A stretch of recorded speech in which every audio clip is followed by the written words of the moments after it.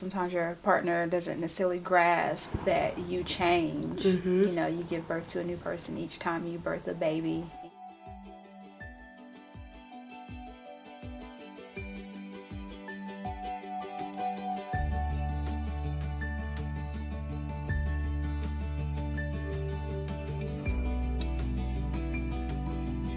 Hello, and welcome to another episode of Unpacking Motherhood, where we talk about all things mommy and baby and postpartum and everything in between. We might go off on a tangent a little bit, but we hope that you guys are having an amazing day. Just hang out with us for a couple of minutes, and we hope that we kind of relieve and ease that burden that you might be feeling, especially if you are about to give birth or in your postpartum phase, or even if you gave birth 20 years ago. We want to normalize whatever those feelings are. So today's episode, we will be talking about mom FOMO, fear of missing out. And I think we all struggle with that a little bit, especially when you are kind of like grieving your formal life. I know for me, I used to be a professional dancer. I danced on a cruise ship. I toured in Europe and the Caribbean and Canada. And I lived in New York for 9 years. And I could go out on a Saturday night to, a lounge or just go walking, downtown or walk in Harlem and just be out all kinds of nights. And I can't do it. I can't even hang out like that anymore. And sometimes I miss it. Like sometimes I miss it a little bit. And sometimes I actually don't, because I feel like that was a season. And I think a lot of times when we live in the past and we want to live out our former glory, we miss out on the beauty of now. So we're just going to talk about just how to deal with FOMO. Like, it's like I'm not gonna be in that season ever again. Right. Like, how do I cope with that? How do we deal with that? And I feel like it can be kind of rough. It can be kind of tough, especially when you're living in the past. You might have some regrets, and sometimes you put yourself through unnecessary scrutiny, like mental like scrutiny, just trying to get back to what was former, and you miss out on the beauty of now. Like you miss out. We kind of discount what we have going on. It's kind of like that butterfly. I'm always using some kind of like deep analogy. It's like that butterfly, right? You love the season of being a caterpillar. That was then, and this is now. You will never be able to go back, and that's fine because the glory, that comes from being a butterfly is not like it was when you're a caterpillar. So even like looking back, sometimes I feel like I had to glow up a little bit because I look like a gerbil. But anyway, are there? Not a gerbil. So, Goodness. we even like miss out. Like I don't know. I think about like just on the postpartum. I'm Look, trying to hold it together. I'm You like, know, child my said a gerbil. I'm speechless over here. Like, my mouth probably dropped.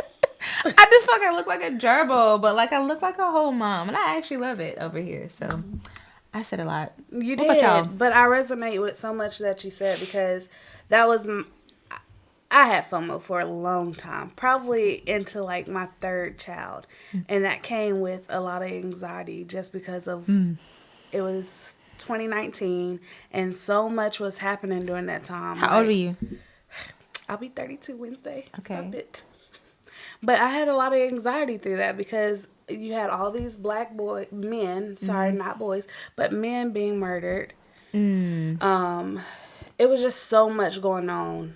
A lot of stuff with like Trump. It was just so much. And then here I am with my third boy. And I'm like, okay, like, Yeah.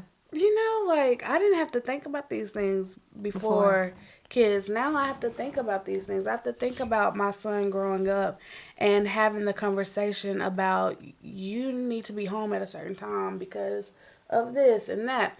And so my FOMO was just that. Like I didn't want to be there. Of worry. Right. I didn't want to be there. I didn't want to have that worry. Right. Yeah. Exactly. Like take me back. Right. I don't want to be. I don't want to be grown no more. I don't want to be grown. I don't want to have these hard discussions. Like I don't want to talk about that right now. So that was my FOMO for a long time. And everybody's looks different. You got career, social life. You get on social media and you see all these moms making it look real simple and easy, making homeschool look like it's a breeze. It's not. It's not a breeze. It's not a breeze, okay? It's not a cakewalk. That's why I took time out on it. No. Like these things, like they're only for a moment. You're seeing a 5-minute clip, if that, of someone's It ain't even life. 5 minutes. Yeah, that's what I'm saying. They handing out bite-sized Right, stuff. because our attention span can't even hold on to watch Shorter it. and shorter. Yeah. You know, so this stuff is not real. It's enough for them to wash a wall, make it look cute, and then go on about their day. So we can't get caught up in it, but we do. FOMO is real. You just, okay, we tend to grieve the person that we were before, and it's not helpful that society is making us do that too. Ooh. You know, society, your partners, sometimes your partner, they get better every child. Sometimes your partner doesn't necessarily grasp that you change. Mm-hmm. You know, you give birth to a new person each time you birth a baby, and you're not going to go back to who you were. We change daily anyway. I feel like we've had this conversation already. Yeah. But you see your friends still operating and doing things. You also don't know what they're quietly struggling with too. So true. they probably have FOMO too. Yeah. And they're out here trying to hurry up and be outside, and they actually miserable while they inside. That's why they out. You know, you have to say to yourself, now is not the time. Everything has a season, and everything is temporary, but now is not the time. Now is the time to try to bring some decent people into this world and raise them up to have good sense, because it feels like we're doomed otherwise if you look around. You Basically. know. Yeah, pretty much. Yeah. I mean, the elders are gone. Where are the elders? Who are we calling for wisdom? For those old school remedies. We can't even depend on for accountability. Yeah, that's what I'm saying. Otherwise, we're doomed. So the season that I'm in, we had this conversation. We was getting ready. Yeah. I honestly think me and Kid never saw this life for ourselves, but apparently the Most High has other plans, because, you know, we are the mother of multiples. We are married, and we are raising up children in a biblically sound home as much as possible. Yeah. And it's just never saw it coming, but I wouldn't trade it. Now, I wouldn't do it with anybody else either. Listen. You know. Listen. So, I don't think I necessarily had FOMO when it came to that. I was as big as a minute, as the old folks say. So I think I may have grieved my body. Yeah, I was a gerbil. That's what I was saying. Okay. That went over my head. I was like, a gerbil. Now I did look a little rough, but I was teeny tiny. Yeah, I just felt bones. And I think I didn't really, I'm an introvert for the most part. Y'all know I don't really do people too tough anyhow. So I didn't really worry about like being out and about and stuff like that, honey. I'd been there, done that with a t-shirt. I got burnt out in college with that. I think more than anything, I grieved my body, but I'm also not looking to social media, making that my goal. I understand that. It's hard though. I understand that I'm not going to have the body that I once had. And, you know, that's biblical, because a lot of women were taking birth control to try to keep their shape. So What? that's What you mean to keep their shape? To keep their shapely bodies, because it's very well known that when you have a baby, you lose your shape. Yeah. And that's why so women that was for the streets in those times were avoiding having children because they knew they would lose their shape. That's why a lot of people don't want to breastfeed too. Yes. Yes. Yeah. It changes you totally. And while I understood that, I'm looking back at pictures from not too long ago. And I'm like, good googly moogly, where was I? What size was that? Right. You know, I know I'm never going to go back to who I was physically. But we also naturally give birth to a better person. Yeah. It does wear on our health every time we do this. It's extremely dangerous for us in these times, every time we bring a child over. But I think I grieved my body more than anything. Same. And it was super brief when I did it. But that's the only time I ever had FOMO, because I had to get rid of clothes. Right.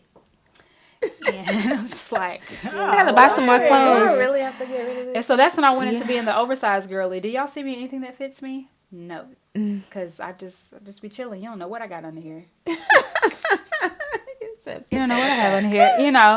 And people will like criticize you quietly too. If you post something at the wrong angle, they'll go ask other people that know you, is she pregnant? Right. Again? Right. Yeah. Mind your business. If I was.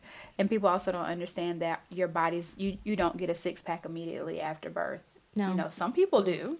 And that's great for them. Good Yeah, job. nice. But it's not for everybody. You can't expect Yeah. everybody to have a washboard after they have their babies. Like, Right. there's nothing wrong with your organs still trying to find their place and all of that. It's just a lot. Them stretch marks That tell was stories. FOMO for me that I personally experienced. I didn't really experience anything else as far as that. I'm a part of a group, exercise group, and I won't say the name, but I see I'm in the postpartum moms group, and they're like, "Oh, I'm 6 weeks. Like, how soon after did y'all get started with the program?" You know, and they're like, and then you see the moms who are like 8 weeks postpartum, like, I'm getting started. I'm here. Like, there's no excuse, da da da da da. And like, I struggle even seeing some of those posts because I'm like, there might be an excuse. Like, if you don't want to start back exercising, not want to, but you really can't just bring your bandwidth to handle exercising twice a day. Because the program, you exercise like twice a day, and then like you're prepping your meals, and you may not have the bandwidth for the first year, but even though your doctor recommends that you can go back at 6 weeks. I just kind of like, I know that I struggle with that. Like, I need to get back, to where I was. I need to get back down. Because I'm so used, as a dancer, I'm so used to seeing this buck 25 body. I lived in that body for a long time before I got married 6 years ago. And then when I had Sadie, I dropped quickly.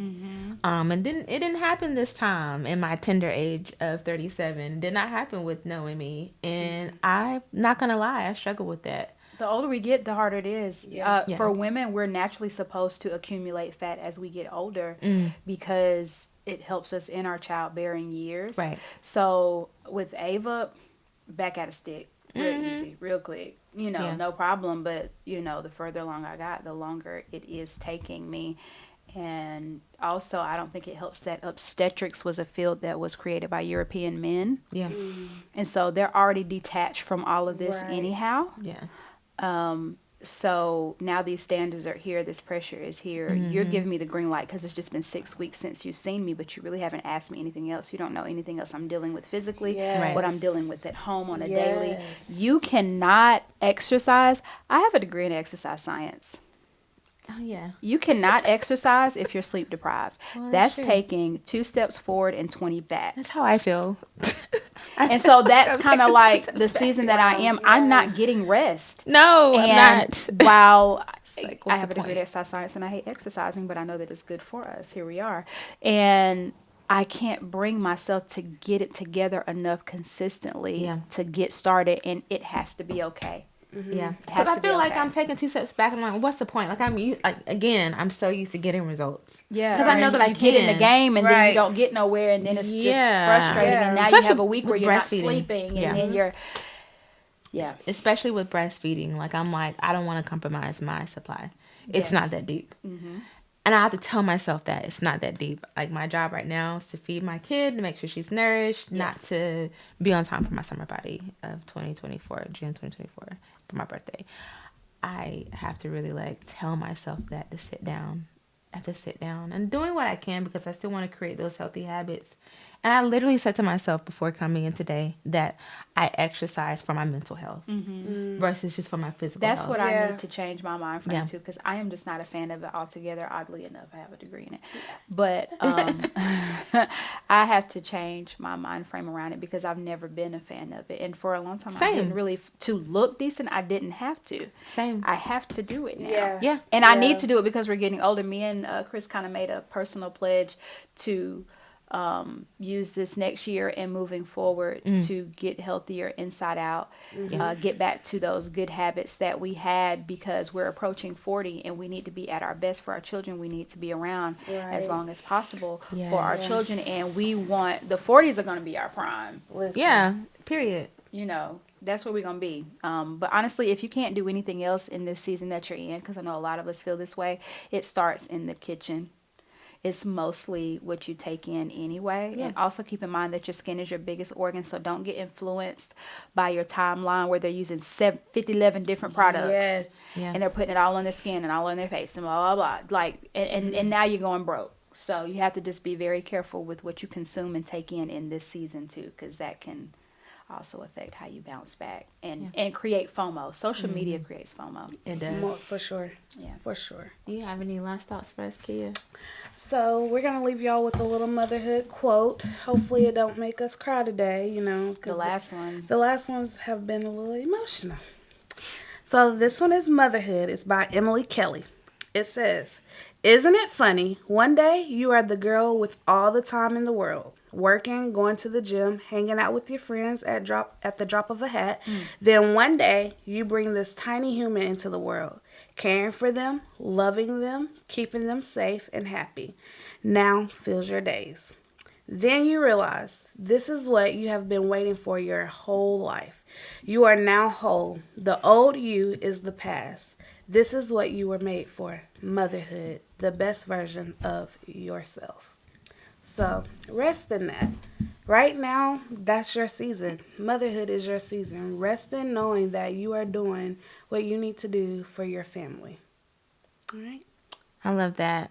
So with that being said, we hope that you guys got something out of today. We try to be as candid as possible so that like behind even just our businesses and our names, we're real human beings, and that's what moms are.